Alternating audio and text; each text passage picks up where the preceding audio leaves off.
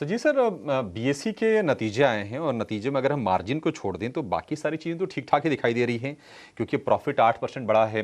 Revenue की बात करें तो 16.5% के आसपास का उछाल है, और अगर हम शेयर को देखें तो अपने ऑल टाइम हाई से बहुत ज़्यादा दूर रह नहीं गया है। बमुश्किल 40 से 45 रुपए की दूरी रह गई है, और अच्छी स्ट्रेंथ आई है अगर हम ईयर टू डेट अगर हम बात करें तो क्या स्ट्रेटजी होनी चाहिए आपके हिसाब से बीएससी में आज?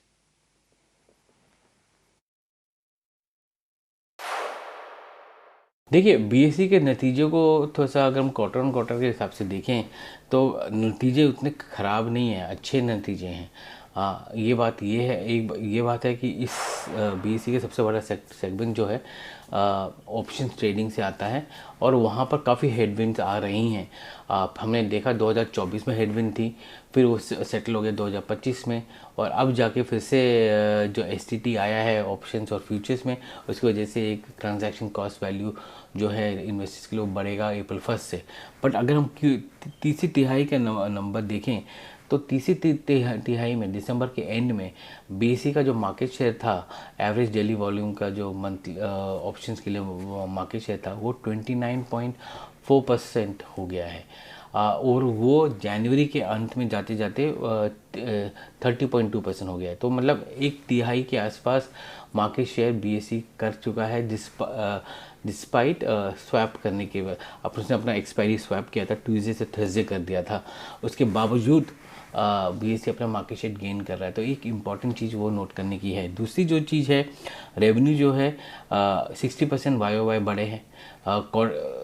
वो तो सब उसमें बेस इफेक्ट भी आता है, पर आप क्वार्टर ऑन क्वार्टर नंबर देखिए, दैट इज़ इम्पॉर्टेंट, क्योंकि पिछले 24 में जो इम्पैक्ट हुआ था ऑप्शन की वजह से, उसकी वजह से बेस नीचे था, और इसलिए 25 का बेस बहुत 25 का जो नंबर बहुत हाई दिखा रहे हैं। बट क्वार्टर ऑन क्वार्टर देखेंगे तो 16.4% क्वार्टर ऑन क्वार्टर, जो कि एक अच्छा रेवेन्यू ग्रोथ है।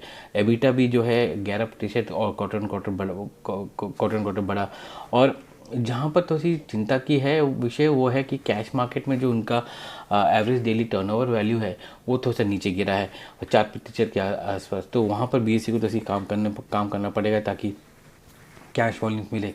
और जैसे एनएससी ने भी बताया कि पिछले साल और पिछले क्वार्टर उनका बुक बिल्डिंग से और आईपीओ से काफ़ी ट्रांजैक्शन वैल्यूज आए हैं, रेवेन्यू आया है, ऐसे बीएससी का भी आया है। तो दोनों एक्सचेंजेस को बराबर एडवांटेज मिल रहा है उस सेगमेंट से, क्योंकि वो सेगमेंट अगर आईपीओस ड्राइव होते हैं तो दोनों कंपनीज़ को इम्पैक्ट होता है, और कॉर्पोरेट लिस्टिंग की, क्योंकि दोनों एक्सचेंजेस में होते हैं, तो रेवेन्यू उनके भी उतने बढ़ते हैं।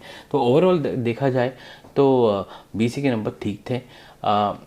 चैलेंजेस हैं आगे के लिए, चैलेंजेस को कैसे वो मॉनिटर करेंगे वो बीएससी बताएगी हमको। और इम्पॉर्टेंट चीज़ ये है कि अभी एनईसी का जो एनओसी आया है आईपीओ के लिए, उसकी वजह से अब ये उम्मीद है कि साल के अंत तक एनईसी का आईपीओ भी आ जाएगा। तो वहाँ पर वो देखने लायक रहेगा कि बीएससी के क्या वैल्यूएशन, क्योंकि आज के डेट में एक्सचेंज के नाम पर एक ही है बीएससी, जिसकी वजह से बीएससी के जो वैल्यूएशन है थोड़ा सा ऊपर है, बट वो वैल्यूएशन थोड़ा सा करेक्ट होगा कि नहीं, वो देखना पड़ेगा जैसे एनईसी का आईपीओ पास आता रहेगा।